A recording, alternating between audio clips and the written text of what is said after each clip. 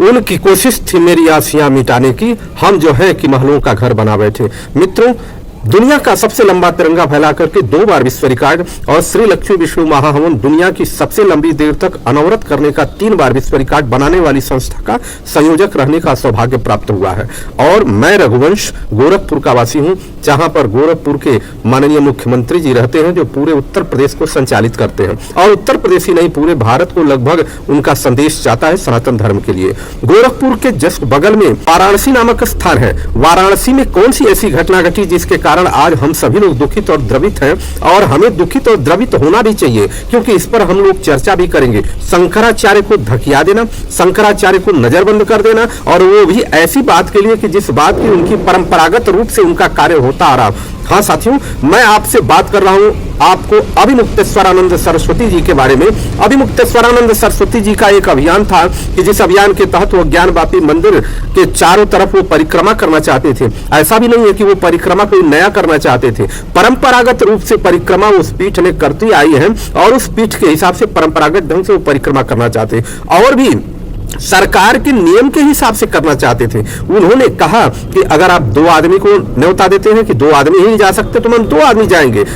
सरकार ने कहा, प्रशासन ने कहा कि आप वहां पर नहीं जा सकते, धारा 144 लगा हुआ है। धारा 144 4 लोगों के बीच में ही लग सकता है, 4 लोगों से ऊपर अगर आप जाते हैं तो आपके ऊपर लागू होगा। उन्होंने कहा 2 लोगों के लिए कहिए, जैसे कहिए, जिस प्रकार से आप प्रायोजित करिए, हम उस परिक्रमा को करना चाहते हैं, क्योंकि वह परिक्रमा परंपरागत रूप से हमेशा से हम करते आए हैं, हमारे गुरु जी करते आए हैं, हम करना चाहते हैं। परंतु संयोग और सौभाग्य और के साथ साथ हम कहें कि दुर्भाग्य भी कह सकते हैं कि उनको परिक्रमा नहीं करने दिया गया।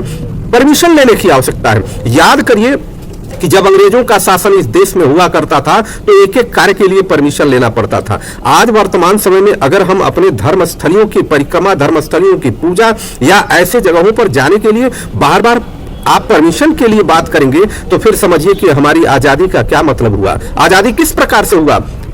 अरे आप इसको समझिए बहुत गहराई से।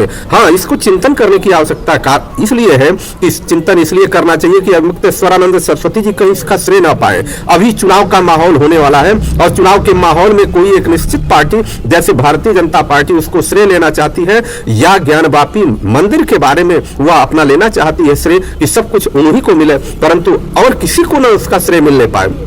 ये है। और दुर्भाग्य इस बात का है कि शंकराचार्य की पदवी को समाप्त करने का भी हमको लगता है कि एक षड्यंत्र चल रहा है। जब किसी भी पीठ की, किसी भी पदवी की आप गरिमा को बरकरार नहीं रखेंगे, तो इसका अर्थ है कि आप चाहते हैं कि उस पीठ की गरिमा समाप्त हो जाए, और पीठ की गरिमा ही समाप्त हो जाएगी तो फिर सनातन किस प्रकार से उत्थान के रास्ते पर चल रहा है आपको समझना है। और सबको समझना पड़ेगा, चिंतन करना पड़ेगा, अपने अंतरात्मा में झांकना पड़ेगा कि सनातन को आगे बढ़ाने वाले लोग किस प्रकार से यही बस चाहते हैं कि कम से कम कुछ ही लोग, चुनिंदा लोग ऐसे हों कि जो सनातन के नेता कहे जाएं और सारे लोगों को धराशाही कर दिया जाए। ऐसा कतई नहीं होना चाहिए। अभिमुक्तेश्वरानंद सरस्वती जी अगर कोई नए ढंग से परिक्रमा करने जाते तो हम उस पर मानते कि ठीक है, उनका नए ढंग से वह विवादित स्थली हो चुकी है, नहीं होना चाहिए। परंतु वो भी 2 आदमी चारों तरफ अंदर भी नहीं जाएंगे, बाहर ही बैरिकेडिंग के बाहर रहेंगे। दूसरा कोई भी जा सकता है, लेकिन वो अभिमुक्तेश्वरानंद जी नहीं जा सकते, कारण कि वह शंकराचार्य की पदवी पर है, या शंकराचार्य की पदवी को वह सुशोभित करने वाले हैं।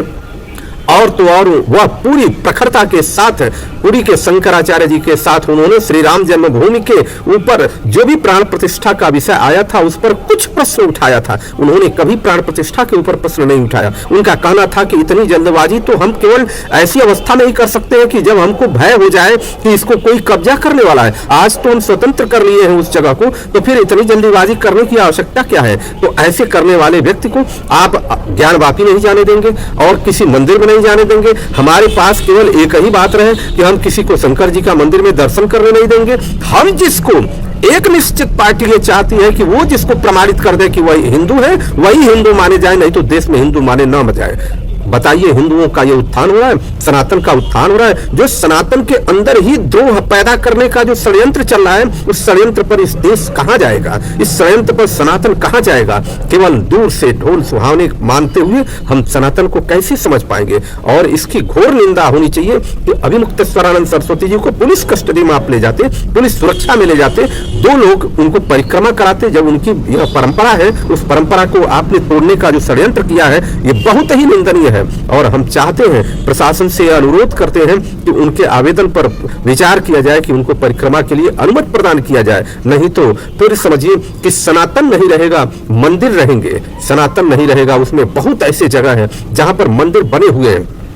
आप घूमिए, पर्यटन करिए, देख लीजिए, बहुत सारे ऐसे गांव हैं जहां पर मंदिर बने हुए हैं, वहां पूजा करने वाला कोई नहीं है। बहुत ऐसे जगह है जहां मंदिर बने हुए हैं कि वहां पर जो है कि कोई जाने वाला नहीं, क्योंकि जो हृदय में सनातन होना चाहिए, उस हृदय की सनातनता उनके अंदर बरकरार नहीं है, वहां के लोगों के अंदर। इसके कारण वो समझ नहीं पा रहे हैं कि भोलेनाथ का अर्थ क्या होता है, भगवान श्री राम का अर्थ क्या है। और भोलेनाथ और श्री राम का अर्थ नहीं समझेंगे तो एक इवेंट कर लेंगे, एक प्रोग्राम कर लेंगे, प्रोग्राम के तहत हम बहुत बड़े बड़े मंदिर बना लेंगे, परंतु जब अर्थ नहीं समझेंगे, हृदय में नहीं आत्मसात करेंगे, तो फिर उसको हम संचालित नहीं कर पाएंगे। और जितने भी हमारे सनातन विरोधी आक्रांताएं हैं या सनातन विरोधी शक्तियां हैं, वो फिर से हावी होंगी और इसको कोई बचा नहीं पाएगा। हम सभी लोगों के द्वारा यह अनुरोध होना चाहिए कि अभिमुक्तेश्वरानंद सरस्वती नहीं, सरस्वती, जितने भी शंकराचार्य लोग हैं, शंकराचार्यों की प्रतिष्ठा का ख्याल रखा जाए, उनकी प्रतिष्ठा का ध्यान रखा जाए, तब सनातन मजबूत होगा, नहीं तो फिर जय हिंद।